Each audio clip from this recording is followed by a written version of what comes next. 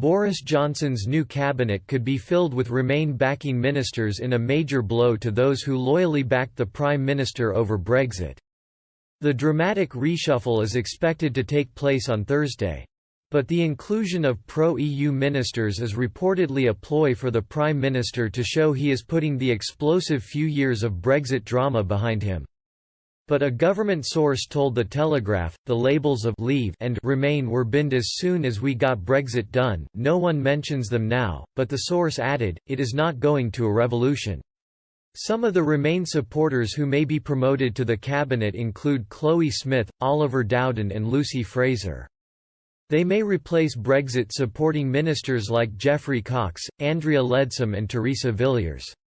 Ms. Smith is predicted to get a minister for the union role based at the Cabinet Office, and Mr. Dowden could take over Baroness Morgan running the Digital, Culture, Media and Sport department. Ms. Villiers, the Environment Secretary, is expected to be sacked. This will leave Home Secretary Ms. Patel as the only member of the cabinet who voted against Theresa May's Brexit deal all three. Meanwhile, Nusrat Ghani, who is already a junior transport minister, is also set to be made HS2 minister. The Telegraph understands, however, her Wealden constituency is not part of the £106 billion high-speed railway route. Mark Spencer, the government chief whip, is understood by two Westminster sources to be pushing to get the role of Minister for the Department for the Environment, Food and Rural Affairs. And Michael Gove, the Chancellor to the Duchy of Lancaster, is tipped to be given full control of the talks about a post-Brexit trade deal with the EU.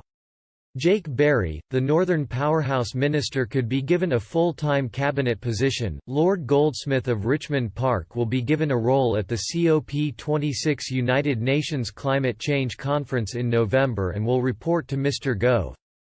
Other changes are likely to include Defence Secretary Ben Wallace, and Ms. Leadsom, the Business Secretary, being demoted.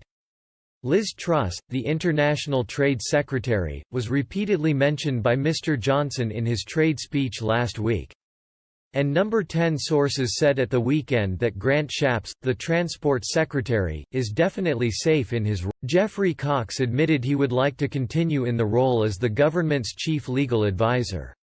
He was asked this morning if he feared he could lose his job because of an alleged reluctance to engage in party politics. He told the Daily Mail, "It has been an enormous privilege to do this job and the Prime Minister, it is his complete prerogative to decide which team he puts around him.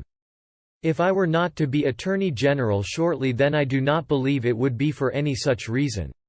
You ask me an entirely hypothetical question, the premise of which I don't accept.